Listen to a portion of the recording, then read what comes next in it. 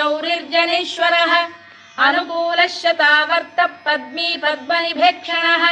पद्मनाभोरविन्दाक्षः पद्मगर्भः शरीरभृत् महर्धिर्वृद्धो वृद्धात्मा महाक्षो गरुडध्वजः अतुलशरभो भीमः समयज्ञो हविर्हरिः सर्वलक्षणलक्षण्यो लक्ष्मीवान् समितिञ्जयः विक्षरो रोहितो मार्गो हेतुर्दामोदरः सः महीधरो महाभागो वेगवानमिताशनः उद्भवः क्षोभणो देवः श्रीगर्भः परमेश्वरः करणं कारणं कर्ता विकर्ता गहनो गुहः व्यवसायो व्यवस्थानः संस्थानस्थानदो ध्रुवः